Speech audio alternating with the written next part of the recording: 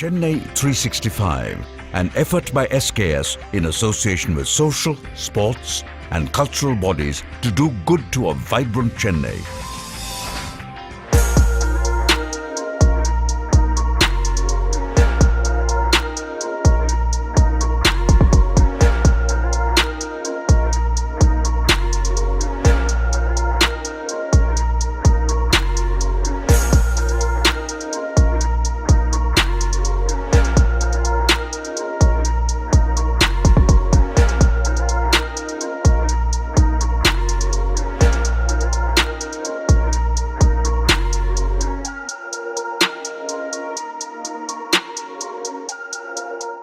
தமிழ் புத்தாண்டு திருநாள் வாழ்த்துக்கள்.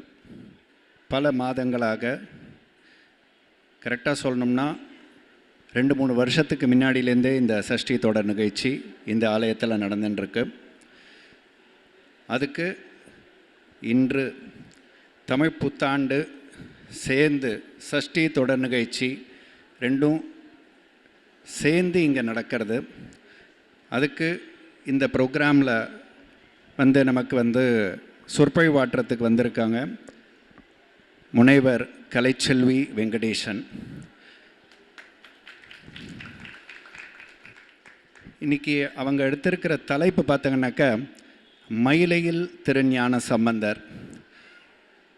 இந்த ஆக்சுவலாக மயிலையில் திருஞான சம்பந்தர் அப்படிங்கிற தலைப்பிலேயே இந்த மயிலை அப்படிங்கிற இந்த க்ஷேத்திரத்தை பற்றின ஒரு அறிவிப்பு அதில் இருக்குது. திருஞான சம்பந்தர் வாழ்நாளில் இந்த மயிலை அப்படிங்கிற இந்த ஊர் எப்படி இருந்தது, அவர் எப்படிலாம் அதில் அனுபவிச்சிருக்கார், இந்த கோவிலுக்கும் வரலாறு எப்படி இருக்குது அப்படிங்கிறத பற்றி அவங்க பிஹெச்டி பண்ணியிருக்காங்க. ஸோ அவர் எடுத்த டாப்பிக்கும் அது சம்பந்தமாக இருக்கிறதுனால நமக்கு ஆத்தென்டிக் இன்ஃபர்மேஷன் இந்த இடத்துல நமக்கு நிறையா கிடைக்கிறதுக்கு வாய்ப்பு இருக்குது. இருந்தாலும் குறுகிய நேரம்தான், பட் அவங்க குறுகிய நேரமாக இருந்தாலும் நிச்சயமாக ஷீ டெலிவர் த பெஸ்ட் அப்படிங்கிறதுனால சாரமாக கொடுத்து நமக்கு சாரா பிழிஞ்சு இந்த சொற்பொழிவை நமக்கு கொடுக்க போகிறாங்க. ஸோ ரொம்ப டைம் எடுத்துக்கக்கூடாது. ஸோ மேடம் தொடங்கலாம் நீங்கள். நமசிவாய வாழ்க, நாதன் தாழ் வாழ்க, இமை பொழுதும் என் நெஞ்சில் நீங்காதான் தாழ்வாழ்க. இறை வழிபாடு, இறை அனுபவம் என்பது ஒவ்வொருவருக்கும் ஒவ்வொரு காலகட்டத்தில் ஏற்படக்கூடிய ஒன்று. ஒரு சிலருக்கு 20 வயதில் ஏற்படக்கூடிய இறை அனுபவம் ஒரு சிலருக்கோ 50-60 வருடங்கள் கழிந்த பிறகுதான் ஏற்படுகிறது. நம்முடைய புராண இதிகாசங்களை பார்க்கின்ற பொழுது தாயினுடைய கருவில் இருக்கின்ற பொழுதே இறைவனினுடைய ஸ்பரிசத்தை பெற்ற கதைகள் நிறைய உண்டு. பிரகலாதனை எடுத்துக்கொள்ளலாம், அர்ஜுனனின் பேரனாக இருக்கக்கூடிய பரிஷித்தை எடுத்துக்கொள்ளலாம். இவர்கள் இருவருமே தாயின் கருவில் இருக்கின்ற பொழுதே இறைவனின் ஸ்பரிசத்தை பெற்றவர்கள். இந்த இறை அனுபவம் என்பது நமக்கு எப்பொழுது ஏற்படுகின்றது, இறைவனினுடைய திருவடிகளை நாம் எப்பொழுது அடைய முடியும் என்பதற்கு நம்முடைய ஆன்மீக சான்றோர்கள் நிறைய உதாரணங்கள் சொல்லியிருக்காங்க. 5 புலன்களினுடைய கட்டுப்பாடு மட்டுமே இறைவனிடத்து நம்மை எடுத்து செல்லும். இதுதான் உண்மை. அருணகிரிநாதரும் அதை தான் சொல்கிறார். 5 புலன்கள் எப்பொழுது கட்டுப்படுகின்றனவோ, 5 புலன்கள் எப்பொழுது கட்டுப்படுத்தப்படுகின்றனவோ அப்பொழுதுதான் இறைவனினுடைய திருவடிகளை நாம் அடைய முடியும். ஒரு மீன் இருக்கின்றது, அந்த மீனினுடைய மரணம் எப்படி ஏற்படுகின்றது? தூண்டிலில் ஒரு புழுவை வைத்து பிடிக்கின்ற பொழுது மீனானது தன் வாயை கட்டுப்படுத்த முடியாமல் புழுவை உண்கின்றது, மீனானது மரணம் அடைகின்றது. ஒரு வண்டு இருக்கின்றது, தேனினுடைய நறுமணத்தை தவிர்க்க முடியாமல், தேனினுடைய நறுமணத்தை தவிர்க்க முடியாமல் பூவின் நடுவில் அமர்ந்து கொள்கின்றது. பூவானது அதனை மூடிவிடுகின்றது, வண்டானது மரணம் அடைகின்றது. கொண்டு வெளியே வரக்கூடிய அளவிற்கு வல்லமை கொண்ட அந்த வண்டானது நறுமணத்தின் மீது கொண்ட பற்றின் காரணமாக பூவை கூட துளைத்து கொண்டு வெளியே வர முடியாமல் மடிகின்றது. அசுனமா என்ற ஒரு பறவை உண்டு. அதற்கு இசை என்றால் மிகவும் விருப்பம், அதுவும் மென்மையான இசை என்றால் சொல்லவே வேண்டாம். அந்த அசுனமா என்ற பறவையை பிடிப்பதற்காக வேடுவர்கள் வேங்குழலை எடுத்து இசைக்க தொடங்குவார்களாம். உடனே அந்த பறவையானது இசையில் மயங்கி வேடுவர்களின் தலையை சுற்றி வட்டமிட்டு கொண்டே இருக்கும். உடனே அங்கு சுற்றி இருக்கக்கூடிய பிற வேடுவர்கள் என்ன செய்வார்கள் என்றால் பறை என்ற இசைக்கருவியை எடுத்துக்கொண்டு தாறுமாறாக அதனை வாசிக்க தொடங்குகின்றனர். இப்பொழுது மென்மையான இசையில் இருந்து வன்மையான இசைக்கு மாறுகின்ற பொழுது அந்த செவியின் தாக்கத்தின் காரணமாக அந்த பறவையானது மடிந்து விடுகிறது. விட்டில் பூச்சி அதற்கு நெருப்பை பார்ப்பது என்றால் மிகவும் விருப்பமான ஒன்று. பார்க்கறதோடு நிறுத்திக்காது, அந்த நெருப்பிலேயே விழுந்து அதனுடைய மரணமானது அமைந்து விடுகின்றது. காட்டில் ஆண் யானையை பிடிப்பதற்காக ஒரு வழிமுறையை பின்பற்றுவார்கள். நன்றாக பழக்கப்பட்ட ஒரு பெண் யானையை வைத்துக்கொண்டு அதற்கு முன்பாக ஒரு பள்ளத்தை வெட்டி விடுவார்கள். பள்ளத்தை இலை தழைகளை கொண்டு மூடி விடுவார்கள். இப்பொழுது அந்த ஆண் யானையானது பெண் யானையின் மீது கொண்ட மோகத்தின் காரணமாக, மெய் இன்பத்தின் காரணமாக ஓடோடி வந்து அந்த பள்ளத்தில் விழுந்து சிக்கிக்கொள்ளும். நன்றாக யோசித்து பாருங்கள்.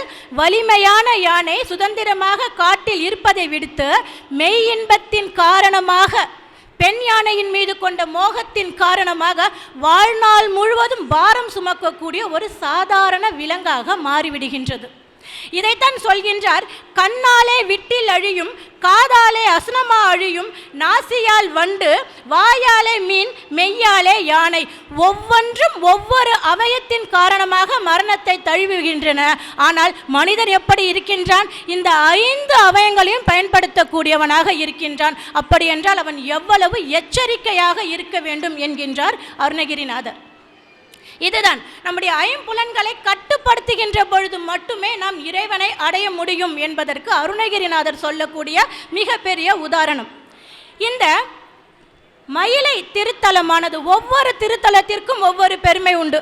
இந்த மயிலை மூர்த்தி, தலம், தீர்த்தம் என்னும் 3 சிறப்பினை உடையதாக இருக்கின்றது. மயிலையில் இருக்கக்கூடிய சிவபெருமானுக்கு கபாலீஸ்வரர் என்ற திருநாமம். ஏன் அவருக்கு கபாலீஸ்வரர் அப்படின்ற பெயர் வருது?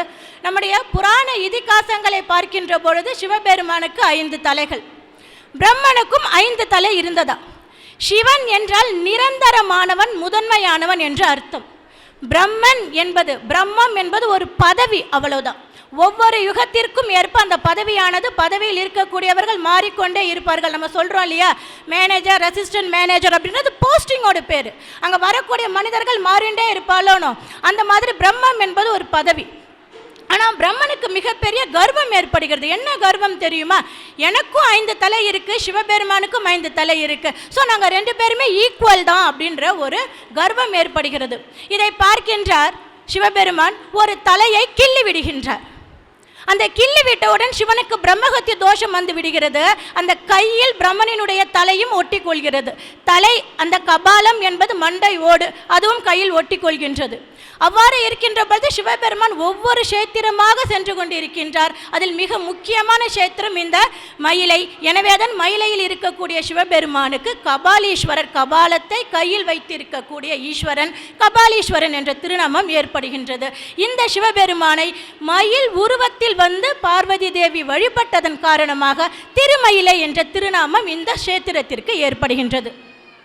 இந்த கஷேத்திரத்தை எடுத்துட்டோம் அப்படின்னு சொன்னாக்கா 2 நாயன்மார்கள் மிக முக்கியமானவர்கள். இப்போ தான் நமக்கு 63 உற்சவம்லாம் ரொம்ப பிரம்மாண்டமாக கொண்டாடி முடிச்சோம், விமர்சையாக நம்ம கொண்டாடி முடிச்சிருக்கோம். இந்த 63 நாயன்மார்கள் மிக முக்கியம், எல்லாருக்குமே தெரியும் 63 நாயன்மார்கள் யாருன்னு தெரியும். ஆனால் இவளோட வரலாறு, புராணம், இவர்கள் எழுதிய அந்த தேவார பாடல்கள், திருமுறைகள் எல்லாம் எப்படி நமக்கு கிடைச்சது அப்படின்னு பார்த்தேன்னா, அதற்கு மிக முக்கியமாக ஒருவர் இருக்கக்கூடியவர் நம்பியாண்டார் நம்பி என்று ஒரு மனிதர். யார் அந்த நம்பியாண்டார் நம்பி? நம்ம இப்போ அப்படியே முதல்ல நம்ம பார்த்தோம், ஒவ்வொருவருக்கும் ஒவ்வொரு காலகட்டத்தில் இறை அனுபவம் ஏற்படுறதை நம்ம பார்த்துட்டே வந்தோம் இல்லையா.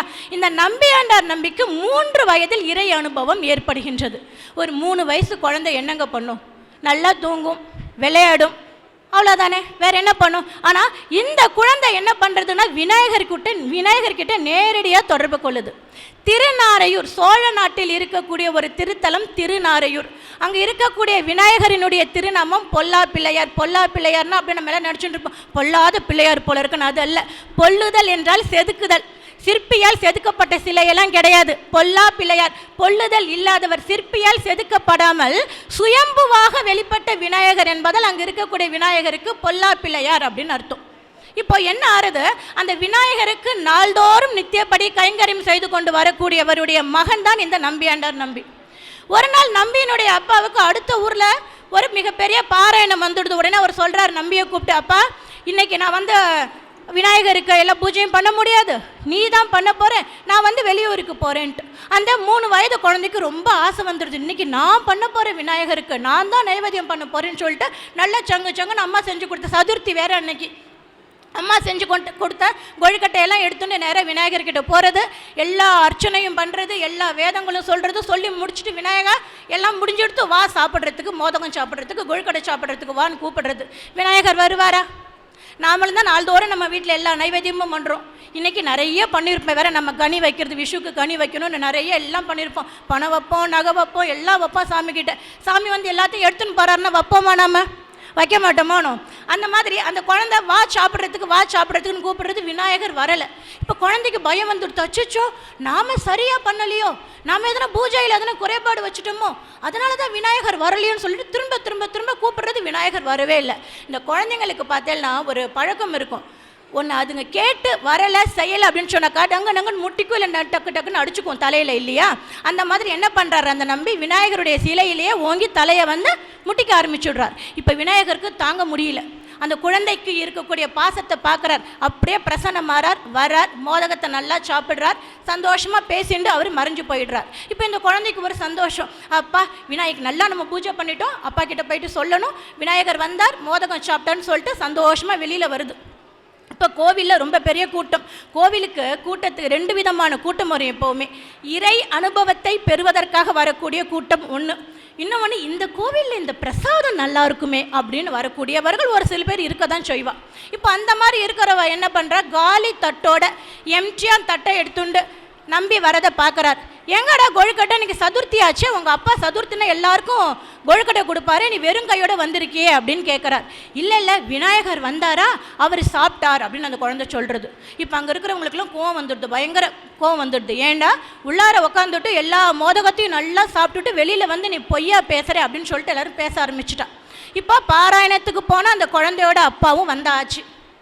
கேட்குறார், எங்கடா கொழுக்கட்டை, பொய் சொல்லாமல் உண்மையை சொல்லு. இல்லைப்பா விநாயகர் வந்தார் சாப்பிட்டார். திரும்ப அந்த குழந்தை தான் சொல்கிறது, விநாயகர் வந்தார் சாப்பிட்டார், விநாயகர் வந்தார் சாப்பிட்டார் அப்படின்னு சொல்லிட்டு. இப்போ அவங்க அப்பா என்ன பண்ணுறாரு, கோவம் வந்துடுது, பொய்யா சொல்கிறேன், நீ 30 வருஷமாக நான் விநாயகருக்கு பூஜை பண்ணிட்டு இருக்கேன், எனக்கு வராத விநாயகர் உனக்கு வந்துட போகிறாரான்னு சொல்லிட்டு ஓங்கி கையை அடிக்கிறதுக்கு கையை ஓங்குறார். அவ்வளோதான், குழந்தை விநாயகர் இரட்டை மணிமாலை என்ற ஒரு இலக்கியத்தை பாடுகின்றது. 3 வயது குழந்தை அங்கே இருக்கக்கூடிய விநாயகரை வாழ்த்தி இலக்கியம் பாடுகின்றது. விநாயகர் மீண்டும் பிரசன்னமாகிறார். அப்பொழுதுதான் புரிகிறது அனைவருக்குமே குழந்தை சொன்னது உண்மை என்று. உண்மையான அன்பிற்கு கட்டுப்பட்டவனாக இறைவன் இருக்கின்றான். இது அப்படியே இந்த பக்கம். அந்த பக்கம் சோழ அரசன் நகர்வலம் போறார். நகர்வலம் போகிறச்ச நிறைய பாடல்கள் எல்லாம் கேட்குறார், சிவபெருமானுடைய பெருமைகளை எல்லாம் கேட்குறார். கேட்டுட்டே இருக்கிறச்ச ஒரு ஆசை வந்துடுது, ஒரு 10-15 பாடலை தான் திரும்பி நம்ம கேட்டுட்டே இருக்கோம், நிறைய பாடல்கள் இருக்குமான்னு சொல்லிட்டு அங்கே இருக்கக்கூடிய பிராமணர்களை கூப்பிட்டு கேட்குறா, ஏன்பா நிறைய பாடல்கள் இருக்குமா, ஒரு 15 பாடல்கள் திரும்பி கேட்டுட்டு இருக்கும், கேட்குறதுக்கு அவ்வளவு இனிமையாக இருக்குது, அவ்வளவு ஆசையாக இருக்குது, சிவபக்தி நிறைஞ்சு இருக்குது, இதில் நிறைய பாடல்கள் இருக்கணுமே, அந்த பாடல்கள்லாம் எங்கே அப்படின்னு கேட்குறா. உடனே அங்கே இருக்கக்கூடிய பிராமணர்கள் சொல்கிறாங்க, ஆமாம் நிறைய பாடல்கள் இருக்கு, ஆனால் எல்லாமே செவி வழியாக கேட்டது மட்டுமா தான் இருக்கே தவிர உண்மையான பாடல்கள் எங்கே இருக்குன்றது யாருக்குமே தெரியலை அப்படின்னு சொல்ல வரா. சொன்ன உடனே இப்போ சோழருக்கு ஒரு விஷயம் தெரிய வருது, விநாயகரோட நட்புறவோடு இருக்கக்கூடிய ஒருவன் நம்ம நாட்டில் இருக்கான்னு சொல்லிட்டு. உடனே அந்த சோழ அரசன் போறார், நம்பியை பார்க்கிறார். நம்பி விநாயகரை கேட்கிறார். விநாயகர் சொல்றார், ஆம் அரசர் நினைப்பது உண்மைதான், தேவார திருமுறைகளாக நிறைய பாடல்கள் தில்லையில் மறைந்து கிடக்கின்றன அப்படின்னு சொல்றாங்க. அது எப்படி தில்லையில் மறைந்து கிடக்கின்றன? தில்லை என்பது சைவ சமயத்தை சார்ந்தவர்களுக்கு கோவில் என அழைக்கப்படக்கூடிய ஒரு திருத்தலம். எப்படி வைஷ்ணவ சமுதாயத்தை சார்ந்தவர்கள் கோவில் அப்படின்னா ஸ்ரீரங்கத்தை சொல்றாலோ, அது போல சைவ சமயத்தை சார்ந்தவர்கள் கோவில் என அழைக்கக்கூடிய ஒரு திருத்தலம் தில்லை. அந்த தில்லை சிதம்பரத்தில் தேவார பாடல்கள் மறைந்து கிடக்கின்றன அப்படின்னு சொல்லிட்டு வழிகாட்டுறார். அதனால தான் இன்னமும் சிதம்பரத்தில் இருக்கக்கூடிய விநாயகருக்கு வழிகாட்டிய விநாயகர் என்ற திருநாமம் தரிசனமும் உண்டு. இன்னைக்கு போனால் நம்ம விநாயகரை தரிசனம் பண்ணலாம். என் வாழ்க்கைக்கு வழிகாட்டுப்பான்னு சொன்னால் அவர் வழிகாட்டக்கூடியவராக காட்சி கொடுத்து கொண்டு இருக்கின்றார். இந்த நம்பி ஆண்டார் நம்பி போறார். அங்கே இருக்கக்கூடிய மறைந்து கிடக்கக்கூடிய தேவார பாடல்களை எல்லாம் எடுக்கின்றார். அந்த தேவார பாடலில் முதல் பாடலாக இருக்கக்கூடியது திருஞான சம்பந்தரால் பாடப்பட்ட ஒரு பாடல். சரி, இப்போ திருப்பி மயிலைக்கு வருவோம். மயிலைக்கும் 2 நாயன்மார்களுக்கும் மிக நெருங்கிய தொடர்பு உண்டு. ஒருத்தர் இங்கே இருக்கக்கூடிய வாயிலார் நாயனார், இதோ இருக்கார், நல்லா கேட்டுட்டு இருக்கார். ஏன்னா அவர் பேச மாட்டார், எப்பயுமே அவருக்கு பேசுறது பிடிக்கவே பிடிக்காது. ஏன்னா நமக்கு வரக்கூடிய நல்வினை தீவினை எந்த வினையாக இருந்தாலுமே கூட அது வருவதற்கு காரணம் நம்ம பேசக்கூடிய பேச்சு மட்டும்தான். நம்ம நினச்சிட்டு இருக்கோம் நம்ம நல்லது தானே பேசுகிறோம், நமக்கு ஏன் பாவம் வர போகிறது, நம்ம கெட்டது பேசினா நமக்கு பாவம் வரும், நல்லது தானே பேசுகிறோம், அதெல்லாம் கிடையாது. பாவம் எப்படி வேணாலும் வரலாம். தேவையில்லாத பேச்சு பேசினாலே பாவம் வரும். நாரதர் புராணத்தில் மிக அற்புதமான ஒரு கதை உண்டு. ஒரு கருடன் தனக்கு இரையாக ஒரு பாம்பை கவ்வி எடுத்துட்டு அப்படியே வானத்தில் பறந்து போகிறது. அந்த பாம்பு உயிர் வலி தாங்க முடியலன்னு கொஞ்ச நேரத்தில் இறந்து போக போகிறது அந்த பாம்பு. அந்த பாம்பினுடைய விஷத்தை கக்க தொடங்குகிறது. நல்ல விஷம் ஆகும்போது விஷத்தை அப்படியே கக்க தொடங்குறது. அந்த விஷம் அப்படியே கீழே வருது. கீழே வரைச்சுன்னு வானத்தில் வட்டமிட்டு கொண்டு இருக்கணும் அந்த பருந்து. ஸோ அப்படியே அந்த விஷம் வந்துட்டே இருக்குது, வந்து கொண்டு இருக்கு. கீழே ஒரு அரசன் அன்னதானம் பண்ணிட்டு இருக்கான். அந்த அன்னதானம் செய்து கொண்டு இருக்கக்கூடிய உணவுல என்ன எடுத்து சொன்னாக்க அந்த விஷம் கலந்து போயிடுறது. இப்போ அன்னதானம் ஆச்சு, 5 பேர் அந்த அன்னதானத்தை சாப்பிட்றா, விஷம் கலந்த உணவு, இறந்து போயிட்டாங்க 5 பேர். இப்போ ஒரு மிகப்பெரிய கான்வர்சேஷன் யமலோகத்தில் நடக்குது. இந்த பாவத்தை யார் கணக்கில் சேர்க்கலாம்? கருடனோட கணக்கில் இந்த பாவ கணக்கை சேர்க்கலாமா அப்படின்னு பார்த்தா சேர்க்க முடியாது. ஏன்னா பாம்பு அதனுடைய இறை, அது பாம்பை கவர்றது தப்பு கிடையாது. ஸோ கருடனுக்கு பாவ கணக்கு கிடையாது. சரி, பாம்போட கணக்கிலே சேர்க்கலாமா, அதோட விஷம் தானே அப்படின்னு கேட்டாக்கா, பாம்பு உயிர் மீது ஏற்பட்ட வலியின் காரணமாக விஷத்தை கக்கிறது, அதுவும் இயற்கை தானே. நம்ம வலிச்சா ஐயோ அம்மான்னு கத்த மாட்டோமா? நம்மளை யாருன்னா அடிக்க கையை உங்கரிச்சே கத்துறவா நிறைய பேர் இருக்கா. அது மாதிரி இந்த பாம்பு விஷத்தை கக்கிறதுன்றது இயற்கை. ஸோ அது மேலேயும் நம்ம அந்த பாவ கணக்கை செலுத்த முடியாது. அடுத்து யார் இருக்கா? அந்த அரசன். அரசன் தான் உணவு கொடுத்தான், அவன் பக்கம் பாவ கணக்கை சேர்த்தலாமா சித்திரகுப்தன் கேட்குறாரு. ஏன்னா யார் பக்கமும் சேர்க்கணுமே, பாவமோ புண்ணியமோ யாரோ ஒருத்தருக்கு போகணும், இல்லைன்னா சித்திரகுப்தன் பதவிக்கு ஆபத்து வந்துடுமே கேட்குறார். உடனே அங்கே இருக்கக்கூடிய அரசன் அது எப்படிப்பா சேர்க்க முடியும்? ஏன்னா அரசனுக்கு விஷம் கலந்ததே தெரியாது. அவர் பாவம் நல்லது செய்ய போனார், அவருக்கு தேவையா அந்த வம்பு அப்படின்ற மாதிரி. என்ன பண்ணலாம்? நாரதர் கிட்ட போகிறாங்க. நாரதரே, நீங்கள் தானேப்பா, நாரதர் கழகம் நன்மையில் முடியும்னு சொல்லுவா, நீங்கள் தானே பொறுப்பு, யாருக்கு இந்த பாவ கணக்கை செலுத்தலாம் அப்படின்னு சொல்கிறது. சரி வாங்க, நம்ம ஸ்பாட்டுக்கே போகலாம் அப்படின்னு சொல்லிட்டு அந்த இடத்துக்கே வராங்க. அங்கே ஒரு பாட்டியை நல்லா உட்காந்து வியாபாரம் பண்ணிட்டு இருக்கு. அந்த பாட்டியை கேட்குறார் நாரதர். ஒரு சாதாரண மனிதராக உருமாறி வந்திருக்கக்கூடியவர்களாக கேட்குறார். அந்த நாரதர் கேட்குறார், பாட்டி, இங்கே ஒரு அரசர் அன்னதானம் கொடுக்குறாராமே, அந்த அன்னதானத்தை போய் நாங்கள் சாப்பிட்லான் இருக்கோம், எனக்கு அங்கே எங்கே இருக்குன்னு கொஞ்சம் வழி காமியேன் பாட்டி அப்படின்னு கேட்குறார்.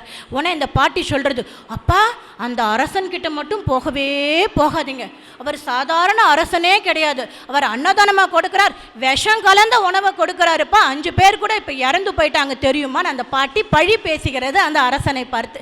இப்போ நாரதர் யமனை பார்க்குறார், யமன் நாரதரை பார்க்குறார். 2 பேரையும் சித்திரகுப்தன் பார்க்குறாங்க.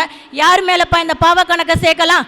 ஒன்றுமே தெரியாமல் என்ன நடந்தது என்று புரிந்து கொள்ளாமல் இந்த பாட்டி தேவையில்லாம அடுத்தவங்க மேல படி சுமத்துதோனோ, இந்த பாட்டி கணக்கில் அந்த பாவ கணக்கை எழுதுன்னு சொன்னாரம்மா நாரதர். நம்முடைய பேச்சுக்கு இவ்வளோ விஷயங்கள் இருக்கு. நம்ம எதையுமே அரைகுறையா தெரிஞ்சுண்டு முழுசா தெரிஞ்சுக்காம பேசிட்டு, சரி ஏதோ சொன்னப்பா, ஏதோ என் மனசில் தோணுச்சு சொன்னேன், அப்படியெல்லாம் எந்த பேச்சுமே பேசக்கூடாது. நாம் அறிவுடன் ஆராய்ந்து தெளிவாக பேசுகின்ற பொழுது மட்டுமே நமக்கு நல்வினை வரும். தேவையில்லாமல் பிறர் மீது பழி சுமத்துகின்ற பொழுது எப்பொழுதுமே நமக்கு தீமைதான் வரும் அப்படின்றதுக்கு நாரத புராணத்தில் வரக்கூடிய இந்த கதை. இதையெல்லாம் நல்லா தெரிஞ்சின்றவர் தான் வாயிலார் நாயனார். அதனால தானே என்னவோ அவர் பேசவே மாட்டார். பேச்சிலே வந்துடும், உங்களுக்கு பேர்லேயே இருக்கும் வாயிலார். நிறைய பேர் சொல்வார் வாய் பேச முடியாத ஊமை, அதெல்லாம் கிடையாது. நன்னா பேசுவார், பேசினா பிரச்சனை வரும், பேச மாட்டார், அவ்வளோதான். சித்தத்தை சிவன் பால் வைத்தவர். நம்முடைய எண்ணம் முழுவதும் சிவன் மீது. சிவனை நாம் வணங்குகின்ற பொழுது நமக்கு மன அமைதி ஏற்படுவதோடு மட்டும் அல்லாமல் வாயும் அமைதியாக இருக்கும். அதனால தான் அதை உணர்த்துவதற்காக தான் இங்கேயே உட்காந்துருக்காரு. நம்ம உள்ளார வரைச்ச முதல்ல அவரை தான் பார்ப்போம். அதுக்கு என்ன அர்த்தம்? தேவையில்லாமல் யாரும் பேசாதீங்க, பேசினா கடவுளை அடைய முடியாது, அமைதியாக இருந்து சித்தத்தை சிவன் பால் வையுங்கள்னு சொல்லிகிட்டே தான் இருக்கார் வாயிலார் நாயனார். அவருடைய அவதார ஸ்தலம் இந்த திருமயிலை. இது ஒரு நாயன்மார். இன்னொருத்தர் இருக்கார் திருஞான சம்பந்தர். யார் இந்த திருஞான சம்பந்தர்? அவருக்கும் இந்த மயிலாப்பூருக்கும் என்ன சம்பந்தம் அப்படின்னா மிகப்பெரிய தொடர்பு உண்டு திருஞான சம்பந்தருக்கும் இந்த திருமயிலைக்கும். இப்போ தான் 63 விழாலாம் ரொம்ப கொண்டாடணும். அதுக்கான காரணம், மிக முக்கியமான காரணமாக இருக்கக்கூடியவர் திருஞான சம்பந்தர் தான். சீர்காழி என்னும் திருத்தலத்தில் அவதாரம் செய்தவர். இவரும் அதே 3 வயதில் இறைவனுடைய அனுபவத்தை பெற்றவர் தான். சீர்காழி அப்படின்ற ஒரு திருத்தலம். அங்கே சிவபாத இருதயர், பகவதி அம்மையார் இவர்களுக்கு மகவாக தோன்றுகின்றார். ரொம்ப அற்புதமான தெய்வத்தன்மை உடையவராக இருக்கின்றார். இறை வழிபாடு அப்படின்றது 4 முறையில் நடைபெறும். எப்பவுமே நம்ம அதை தெரிஞ்சுக்கணும். நம்ம கடவுளை வணங்குகின்ற பொழுது கடவுளை அப்பா நினச்சின்னு கும்பிடுவோம். தாய், தந்தை, மகன், அந்த உறவு முறை. இறைவனை பெற்றோராக கருதக்கூடிய ஒரு உறவு முறையில் இறைவனை வழிபடுவது உண்டு. இன்னொன்று, இறைவனை தோழனாக நினைத்து வழிபடக்கூடிய முறை உண்டு. சுந்தரராட்டமா பித்தா பிறை சூடின் பாடுவாரோனோ, நீ லூசா அப்படின்னு கேட்குறாங்களே இந்த காலத்தில். அந்த காலத்திலே சிவனை பார்த்து கேட்டவர் சுந்தரர். இப்படி ஆண்டான் அடிமையாக வழிபடுவது உண்டு. இறைவன் என்பவன் முதன்மையானவன், முதலாளி போல. நான் என்பவன் அவனுக்கு அடிமை செய்யக்கூடியவன். அப்படிப்பட்ட வழிபாட்டு முறையும் உண்டு. அது அப்பர் திருநாவுக்கரசர் உழவார பணியை செய்யக்கூடியவர். அவர் தான் முத உழவார். அடுத்து குருவுக்கும் சீடனுக்கும் இருக்கக்கூடிய உறவு முறை மாணிக்க வாசகர். நம்ம இன்னமும் பார்த்தா 4வர் சந்நிதி நம்ம இங்கேயே பார்க்கலாம். கபாலீஸ்வரருக்கு பின்னாடி 4வர் சந்நிதி இவன் 4 பேர் இருக்கும். இந்த 4 முறைகளில் நாம் இறைவனை வழிபடும் முடியும் என்பதற்கு உதாரணமாக இருக்கக்கூடியவர்கள். இதில் முதல்ல இருக்கக்கூடியவர் திருஞான சம்பந்தர். கடவுளை அம்மாவாவும் அப்பாவாவும் பார்க்குறார். சீர்காழியில் இருக்கக்கூடியவர் 3 வயசு குழந்தை. சிவபாத இருதயர் டெய்லி என்ன பண்ணுவாரம்மா, சீர்காழி இருக்கக்கூடிய தோணியப்பரை தரிசனம் செய்வதற்காக குழந்தைய அப்படியே தோல் மேலே தூக்கி வச்சுட்டு அப்படியே போவார். போயிட்டு அங்கே இருக்கக்கூடிய திருக்குளத்தில் நீராடி விட்டு அப்புறமா அங்கே இருக்கக்கூடிய தோணியப்பரை வழிபடுவது என்பது அவருடைய மரபாக இருக்குது. அதே மாதிரி ஒரு நாள் என்ன பண்ணுறார், திருஞான சம்பந்தர் அழைச்சின்றார். போகிறார், கொலக்காரையில் குழந்தைய உட்கார வச்சுட்டு அப்படியே உட்காந்து அவர் ஸ்நானம் பண்ண ஆரம்பிச்சிடுறார். ஸ்நானம் பண்ணிட்டு நம சிவாய நம சிவாய நம சிவாயன்னு 5 எழுத்து மந்திரத்தில் நம்ம எங்கே வந்திருக்கோம், யார் குழந்தைய அழைச்சின்னு வந்திருக்கோன்றதை மறந்துட்டு அவர் அங்கே ஸ்நானம் பண்ணிட்டு இருக்கார். இப்போ குழந்தைக்கு பசிக்க ஆரம்பிச்சுடுது. பசிக்க ஆரம்பித்த குழந்தை என்ன பண்ணுறது, அப்படியே அண்ணாந்து பார்க்கறது. கோவில் கோபுரம், அங்கே இருக்கக்கூடிய இறைவன் தோணியப்பர் என்ற திருநாமத்தை உடையவர். அங்கே இருக்கக்கூடிய சிவபெருமானுக்கு தோணியப்பர் என்ற திருநாமம். எதனால் அவருக்கு தோணியப்பர் அப்படின்ற திருநாமம் அப்படின்னா, கடலை கடப்பதற்கு எப்படி தோணி உதவி செய்கிறதோ, கப்பல், தோணினா கப்பல், எப்படி கடலை கடப்பதற்கு தோணி உதவி செய்கிறதோ அதுபோல இந்த பிறவி என்னும் பெரும் கடலை கடப்பதற்கு தோணியாக இருக்கக்கூடியவன் ஈஸ்வரன். எனவே அவனுக்கு தோணியப்பர் என்ற திருநாமம். அங்கே சட்டநாதர்னு சொல்லுவா. இங்கே நிறைய வழக்கறிஞர்கள்லாம் இருக்கீங்க. நீங்கள் எல்லாருமே போய் தரிசனம் செய்ய வேண்டிய இறைவன் சட்டநாதர். அங்கே இருக்கக்கூடிய சீர்காழியில் இருக்கக்கூடிய காழியப்பர் சட்டநாதர் தான். இப்போ தோணியப்பர் பார்த்துட்டு அந்த குழந்தை அம்மா அப்பான்னு அழ ஆரம்பிச்சு கொடுத்து தாங்க முடியுமா? கல்லுக்குள் இருக்கக்கூடிய பாறைக்குள் இருக்கக்கூடிய தேரைக்கும் உணவு அளிக்கக்கூடியவன் இறைவன். குழந்தை அழறதே நேராக ஓடி வந்துட்டார். தான் மனைவி அழைச்சுண்டு கையில் பொற்கிண்ணம் பால் எடுத்து கொடுக்குறார். குழந்தை நல்லா ஜம்முன்னு பால் குடிக்கிறது. பாலை குடிச்சிட்டு கொடுக்கப்பட்டது ஞானப்பால், பார்வதி தேவியால் கொடுக்கப்பட்டது. குடிச்சிட்டு அழகாக உட்காந்துட்டு இப்போ அவங்க அப்பா ஸ்நானம் பண்ணிட்டு வந்தாச்சு. பார்த்தோன்னே பயங்கர கோபம். ஏன்னா அந்த குழந்தைக்கு பால் குடித்த தடம் அங்கே ஒட்டின்னு இருக்கு. யாருடா அவனுக்கு பால் கொடுத்தா? எல்லாருமே கேட்போமோ, நம்மாத்த குழந்தைங்கள்ட்ட என்ன சொல்லி வச்சுருப்போம், நம்ம யார் என்ன கொடுத்தாலும் வாங்கக்கூடாது சொல்லுவோமா, சொல்கிறது இல்லையா? நம்ம யார் என்ன கொடுத்தாலும் வாங்கக்கூடாது அப்படின்னு சொல்லுவோம். ஸ்ட்ரேஞ்சர்ஸ் கிட்டே எதுவும் வாங்கக்கூடாதுன்னு சொல்லிட்டு. அப்போ அந்த காலத்தில் யோசிச்சு பாருங்க, யாருடா பால் கொடுத்தா, என்ன சாப்பிட்டேன்னு உனக்கு எத்தனை முறை சொல்லியிருக்கேன் அப்படின்னு சொல்லிட்டு. அந்த 3 வயதில் இருக்கக்கூடிய குழந்தை சொல்ல தொடங்குகின்றது. என்ன தெரியுமா? தோடுடைய செவியன் விட ஏறி ஓர் தூவென் மதிசூடி காடுடைய சுடலை பொடி பூசி என் உள்ளம் கவர் கல்வன் ஏடுடைய மலரான் முனைநாள் பணிந்தேத்த அருள் செய்த பீடுடைய பிரம்மாபுரம் மேவிய பெம்மான் இவன் அன்றே அப்படின்ட்டு அவங்க அப்பா கிட்ட சொல்லுது. அப்பா நீ யாரு யாரு யாருன்னு கேட்குற இல்லையா? அவங்க அப்பாவுக்கு அறிமுகப்படுத்தலை. சிவனோட இன்ட்ரடக்ஷன் முதல்ல அப்படி தான் வருது. சிவபெருமானுடைய அறிமுகம் என்பது தேவாரத்தில் முதல் பாடலில் இப்படி தான் வருது. எப்படிப்பட்ட உருவமைப்பு உடையவர், தோடுடைய செவியன். அவங்க அப்பாட்ட சொல்றது காதில் தோடு போட்டுட்டு இருந்தாருப்பா.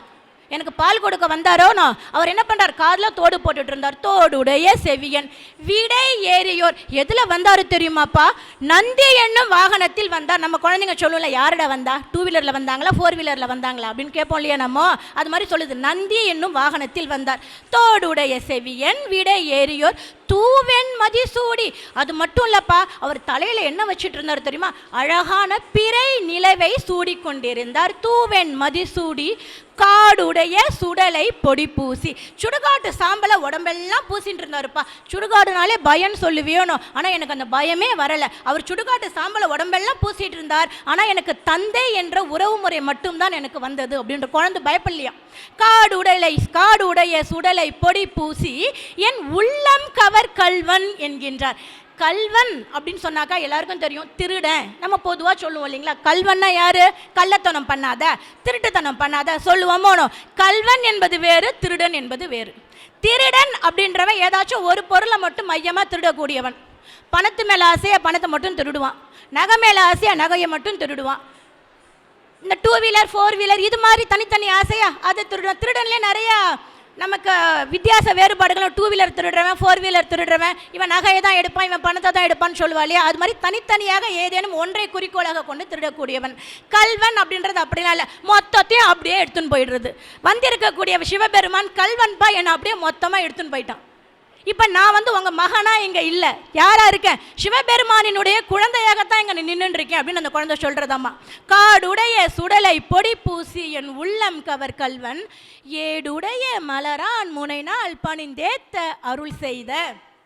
இப்போ கேட்குறார், அப்பா எனக்கு நாள்தோறும் ஒரு கதை சொல்லிகிட்டே இருப்பியே, இங்கே இருக்கக்கூடிய தோணியப்பர் யார் தெரியுமா? பிரம்மதேவரால் வழிபாடு செய்யப்பட்டவர் அப்படின்னு சொல்லிட்டு அவர் தான்ப்பா ஏடுடைய மலரான் முனைநாள் பணிந்தேத்த அருள் செய்த பீடுடைய பிரம்மாபுரமேவிய பெம்மான் இவன் என்று. பெருமை மிகுந்த பிரம்மாபுரம் என சொல்லப்படக்கூடிய இந்த சீர்காழியில் தோற்றம் பெற்றவர் இந்த சிவனும் பார்வதியும் தான் எனக்கு பால் கொடுத்தாங்க அப்படின்னு அந்த குழந்தை சொல்றது. இப்படிப்பட்ட சிறப்பினை உடையவர் திருஞான சம்பந்தர். சரி, இந்த திருஞான சம்பந்தருக்கும் மயிலைக்கும் இடையே இருக்கக்கூடிய தொடர்பு என்ன? மயிலாப்பூரில் சிவநேச செட்டியார் அப்படின்னு ஒரு செல்வந்தர் வாழ்ந்து வர, மிகப்பெரிய செல்வந்தர். அவருக்கு ஒரு பொண்ணு பூம்பாவை அப்படின்னு சொல்லிட்டு. அந்த சிவநேச செட்டியார் என்ன பண்ணுறார் அப்படின்னா, அவருக்கு திருஞான சம்பந்தரை பற்றின எல்லா விஷயங்களும் தெரியும். அவர் எங்கெங்கே தல யாத்திரை போகிறார், என்னென்ன அற்புதங்கள் எல்லாம் செய்கிறார், எல்லாமும் தெரியும். பொண்ணை பெற்றவரோனோ அவருக்கு ஆசை வந்துடுது, இந்த மாதிரி ஒரு பையனுக்கு தான் என் பொண்ணை கல்யாணம் முடிச்சு கொடுக்கணும் அப்படின்னு நினச்சிட்டு காத்துட்டு இருக்கார். இந்த பூம்பாவையை திருஞான சம்பந்தருக்கு தான் திருமணம் செய்து வைக்க வேண்டும் அப்படின்னு சொல்லிட்டு. இப்போ என்ன ஆறுது, அந்த திருஞான சம்பந்தர் இங்கே வரார். அவர் சென்னைக்கு மயிலைக்கு வருகின்ற பொழுது அவருடைய வயது 13. அவர் வரார். திருவொற்றியூரில் இருக்கக்கூடிய சிவபெருமானை தரிசனம் செய்துவிட்டு பல பதிகங்களை பாடுகின்றார். பாடிவிட்டு மயிலையை நோக்கி வருகின்றார். இப்போ திருமயிலை முழுக்க சிவநேச செட்டியாரினுடைய செல்வம் தான். முழுக்க பந்தல். இப்போ நம்ம 63 விழாவுக்கு உற்சவம் நடந்ததோனோ அப்போ எவ்வளவு பந்தல் போட்டிருந்தோம், அதே மாதிரி சிவநேச செட்டியார் நிறையா பந்தல்லாம் போட்டு வரவேற்கிறார். ஆனால் இதில் ஒரு மிக முக்கியமான விஷயம் என்ன அப்படின்னு பார்த்தாக்கா, இவர் வர்றதுக்கு முன்னாடியே ஒரு இன்சிடென்ட் இருக்குது. என்ன? இந்த சிவநேச செட்டியார் ரொம்ப ஆசையாக வளர்த்தாரானோ ஒரு பொண்ணு. அந்த பொண்ணு நந்தவனத்துக்கு பூ பறிக்க போகிறா. அங்கு இருக்கக்கூடிய ஒரு நாகம் அவளை தீண்டி விடுகிறது. பூம்பாவை இறந்து விடுகிறார். இப்போ என்ன பண்ணுறார் சிவநேச செட்டியார், எப்படி இருந்தாலும் பரவாயில்ல, நான் எப்படி மனசில் நினைச்சேனோ திருஞான சம்பந்தருக்கு தான் என் பொண்ணை குடிப்பேன்னு சொல்லிட்டு அந்த பொண்ணை தகனம் பண்ணுறார். தகனம் பண்ணிட்டு அந்த எலும்பு சாம்பல் எல்லாம் ஒரு பொற்குடத்தில் இட்டு வைக்கின்றார். திருஞான சம்பந்தர் வருகின்ற வரை அந்த பொற்குடமானது ஞான சம்பந்தருக்காக காத்து கொண்டிருக்கின்றது. இப்போ 1 வருஷம் கழிச்சு தான் திருவொற்றியூர் வரார். திருவொற்றியூர்லேருந்து திருமயிலைக்கு வரார் திருஞான சம்பந்தர். அவர் வருகின்ற பொழுது முழுக்க பந்தலெல்லாம் போட்டு வரவேற்கிறாங்க. எப்பொழுதுமே சிவனடியார்களை வரவேற்கின்ற பொழுது பூரண கும்பம் கொடுப்பது என்பது நம்முடைய மரபு. யார் பெரியவா வந்தாலும் மகான்கள் வந்தாலும் பூரண கும்ப வரவேற்பு என்பது மிக முக்கியமான ஒன்று. ஆனால் இதுக்கு மாறா சிவநேச செட்டியார் ஒரு கலையம் எடுத்துன்னு வர, பொற்கலையத்தை எடுத்துன்னு வந்தார். பொற்கலையத்தில் என்ன இருக்குன்றது நம்ம எல்லாருக்குமே தெரியும். மக்கள் எல்லாரும் அப்படியே பார்த்துட்டு இருக்கார். அப்படியே நமக்கு ஆப்போசிட்டில் இருக்கக்கூடிய மாட வீதியை ஞாபகம் வச்சுக்கோங்க. அப்படியே வாசலில் நிற்கிறார் ஞானசம்பந்தர். கையில் அப்படியே கொடுக்குறாங்க அந்த பொற்கலையத்தை. பார்க்குறார் ஞான சம்பந்தர். அங்கே இருக்கக்கூடிய மக்கள் எல்லாம் சொல்கிறாங்க, சிவநேச செட்டியார் சொல்கிறாங்க, நான் உனக்காக பெற்று வளர்த்த பெண் இவள், இனி இவள் உன்னுடைய பொறுப்புன்னு சொல்லிட்டு அப்படியே விலகிடுறார். உடனே சிவஞான சம்பந்தர் பார்க்குறார்.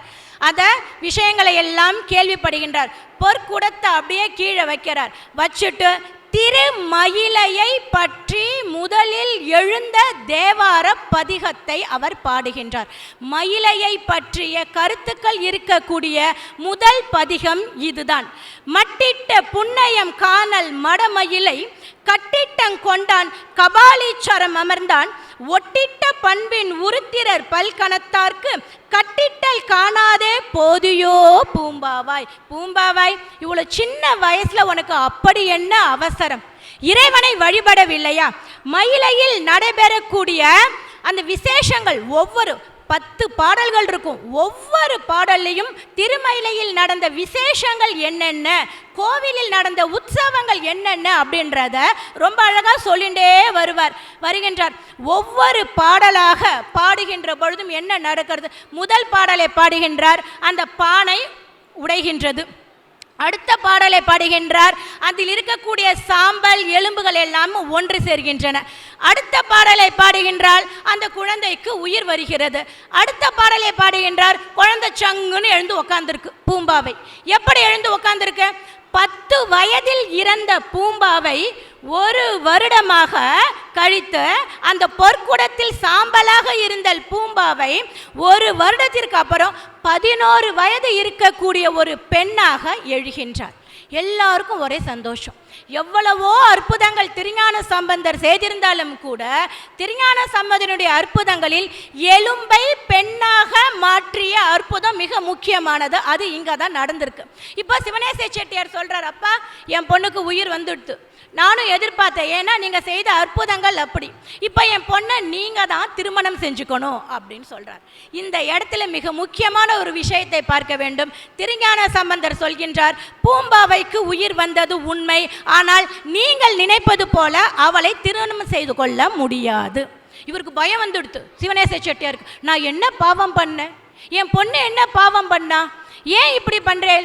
நாங்கள் என்ன வாக்கு கொடுத்துருந்தோம்? உங்களுக்கு தானே எங்கள் பொண்ணை திருமணம் செஞ்சு கொடுக்கணும்னு கொடுத்துருந்தோம் அப்படின்னு கேட்குறச்ச திருஞான சம்பந்தர் சொல்கிறார், உங்களுடைய மகளாக இருக்கக்கூடிய சிவனேச செட்டியாரே, உங்களுடைய மகளாக இருக்கக்கூடிய பூம்பாவை 1 வருடம் ஆகிவிட்டது, 2 அவள் மரணம் அடைஞ்சு 1 வருஷம் ஆயிடுத்து. இப்பொழுது இருக்கக்கூடிய பூம்பாவைக்கு உயிர் கொடுத்தவன் நான். அப்படி என்றால் அந்த பூம்பாவை எனக்கு மகளை போன்றவள் அல்லவா? என்ன ஒரு பண்பாடு, என்ன ஒரு கலாச்சாரம்! அந்த பண்பாட்டில் பிறந்தவர்கள் நாம் எவ்வளவு பெருமைப்பட்டுக்கணும் நம்ம, இல்லையா? இந்த பெண்ணுக்கு தந்தை போன்றவன் நான், எனவே திருமணம் செய்து கொள்ள முடியாது என்கின்றார் திருஞான சம்பந்தர். பூம்பாவை அப்படியே நிற்கிற, எல்லாரும் அதிசயமா பார்க்குற, என்ன பண்றது அப்படின்னு சொல்லிட்டு. அப்ப சொல்றார், பூம்பாவை உனக்கான கடமை என்ன தெரியுமா? உனக்கான உயிர் இறைவனால் கொடுக்கப்பட்டது, மயிலையில் இருக்கக்கூடிய கபாலீஸ்வரரால் கொடுக்கப்பட்டது. நீ இந்த கோயிலில் இருந்து இறைவனுக்கு தேவையான கைங்கரியங்கள் அனைத்தையும் செய்வாயாக அப்படின்னு சொல்றார். பூம்பாவையும் அது போல செய்து இறைவனுடைய திருத்தாள்களை அடைகின்றார். இன்னமும் கொடிமரத்துக்கு அந்த பக்கம் பார்த்தேன் அப்படின்னா பூம்பாவையும் இருக்கா, திருஞான சம்பந்தரும் இருக்கா. எப்பொழுதுமே நம்ம ஒரு கோவிலுக்கு வருகின்ற பொழுது அந்த கோவிலில் இருக்கக்கூடிய இறைவனுடைய தல பெருமையை நாம் அறிந்து கொள்ள வேண்டும். அங்கே என்னென்ன அதிசயங்கள் நடந்திருக்கு அப்படின்றத நாம நிச்சயமா தெரிஞ்சுக்கணும். சரி, இறைவனை வழிபடுகின்றோம். நாயன்மார்களை வழிபடுவதற்கான காரணம் என்ன? ஒரு ஆஃபீஸ் போகிறோம், அங்கே இருக்கக்கூடிய எம்டியை பார்த்தா போறாதா? அங்கே கீழே இருக்கக்கூடிய அந்த சப் ஆஃபீஸர்ஸ் எல்லாம் பார்க்கணுமா அப்படின்னா கண்டிப்பாக பார்க்கணும். எம்டியோட மூடு எப்படி இருக்கும் அப்படின்றது அங்கே இருக்கக்கூடிய ஆஃபீஸர்ஸ்க்கெல்லாம் தெரியும். அந்த மாதிரி தான் 63 நாயன்மார்கள் சுற்றி இருக்கா, இல்லையா? அவளை வணங்கி விட்டு நாம் இறைவனை வழிபடுகின்ற பொழுதுதான் நமக்கு இறைவனை வணங்கியதற்கான முழுமையான பயன் கிடைக்கும். அதை தான் சொல்றார் சிவஞான பிரகாசர், எங்கும் சிவன் இருப்பான், ஆனாலும் ஏசற்ற சங்கமத்தும் சத்குருவின் தன்னிடத்தும் லிங்கத்தும் ஆவின் உடம்பெல்லாம் அவதரித்து நிற்கினும் பால் பாவு முளைக்கண் மிகுதி பார் என்கின்றார். பசுவினுடைய உடம்பு முழுவதும் பால் இருந்தாலும் கூட பசுவினுடைய மடியில் இருந்துதான் பால் கறக்க முடியும். அதுபோல இறைவன் தூணிலும் இருப்பான், துரும்பிலும் இருப்பான் என்றாலும் கூட நாயன்மார்கள், ஆழ்வார்கள், மகான்கள், குருமார்கள் இவர்கள் மூலமாக மட்டுமே நாம் இறைவனை வணங்க முடியும், இறைவனுடைய முழுமையான அருளினை பெற முடியும் என கூறி வாய்ப்பிற்கு நன்றி, வணக்கம். இந்த மயிலையில் திருஞான சம்பந்தர் அப்படிங்கிற நிகழ்ச்சியில் முனைவர் கலைச்செல்வி வெங்கடேசன் சின்னதாக கிறிஸ்பாக இந்த மயிலையை பற்றி என்னென்னலாம் சொல்ல முடியும் அப்படிங்கிறத நான் முதல்ல சொன்ன மாதிரி சுருக்கமாக ரொம்ப விலாவரியாக கட்டுரையாக எடுத்துன்னு இல்லாமல் சிறு தொகுப்பு. ஏன்னாக்கா அவங்க டீச்சர் ப்ரொஃபஷனாக இருக்கிறதுனால ஸோ ஷீ டிசர்வ்ஸ். ஸோ கொடுத்த அந்த ஒரு ஸ்லாட் டைமிங்ஸ் அதில் எப்படி ஆரம்பித்து எங்கே எடுத்துகிட்டு போயிட்டு ஒரு கோர்வையாக கடைசியில் இதை எப்படி முடிக்கணுங்கிறதுல டப்புன்னு ஃப்ரீஸ் பண்ணி முடிச்சிட்டாங்க. எல்லோரும் ஒரு கொஸ்டின் மார்க், அவங்க முடித்தாங்களா இல்லை கண்டினியூ பண்ணிகிட்டு இருக்காங்களா? ஸோ நிச்சயமாகவே she deserves that best applause. நிச்சயமாக அவங்களுக்கு ஒரு பெரிய கரகோஷம் கொடுக்கணும். அவங்க சொன்ன மாதிரி இந்த கபாலீஸ்வரத்தை பற்றி நம்ம சொல்லணும் அப்படின்னா சொல்லிகிட்டே இருக்கலாம். ஏன்னா ஆழ்வார்கள் நாயன்மார்கள் எல்லாரும் சொன்னதுக்கு மீறி நம்மெல்லாம் என்ன சொல்லிட போகிறோம் அப்படிங்கச்ச ஒன்றுமே கிடையாது. ஸோ இண்டிவிஜுவலாக அவங்க சொன்னதை அவங்க என்னென்னலாம் வாழ்ந்தாங்க அப்படிங்கிறத நம்ம படிக்கிறதுக்கு தான் நமக்கு இந்த புராணம் இதிகாசம் அப்படிங்கிற இந்த நமக்கு லிட்ரேச்சர்ஸ்லாம் இருக்குது. அது மூலிமா நம்ம நிறையா தெரிஞ்சுக்கணும். அந்த விஷயத்தில் பிஹெச்டி பண்ணி இந்த பர்டிகுலர் சப்ஜெக்ட் தேவாரம் அப்படிங்கிற ஒரு டாப்பிக்கை தான் அவங்க முனைவர் பட்டம் பெற்றிருக்காங்க. ஸோ அதனால் அவங்க பல விஷயம் தெரிஞ்சிட்ருப்பாங்க. ஸோ அவங்க சொன்னதுலேருந்து இன்றைக்கி ஆல்மோஸ்ட் ஒரு 30-35 மினிட்ஸ் அவங்க கொடுத்த மெசேஜ்லேருந்து நம்ம அட்லீஸ்ட் ஒரு சென்டென்ஸாவது நம்ம எல்லோரும் ஒவ்வொரு சென்டென்ஸ் எடுத்துகிட்டு இருந்தோம்னாக்க that is the success for the discourse. So அதனால் நிச்சயமாக எல்லோரும் அவங்களுக்கு ஒரு பெரிய கரகோஷம் கொடுக்கணும். அடுத்தது இதை தொடர் நிகழ்ச்சி இந்த இடத்துல நடக்க இருக்கிறது. ஸோ அதுக்கு வந்திருக்கிற சீஃப் கெஸ்ட் நம்ம நந்தினி சுரேஷ் மேடம், அவங்கள வருக என்ன வரவேற்கிறோம். அவங்க ஸ்ரீ சாய் நித்யாலயா அப்படிங்கிறதனுடைய டைரக்டர் வாணி கலா நிபுண ஸ்ரீமதி நந்தினி சுரேஷ், டைரக்டர் ஸ்ரீ சாய் நித்யாலயா. ஸோ அவங்க இவங்களுக்கு ஒரு கௌரவிக்க மாதிரி கேட்டுக்கொள்கிறோம்.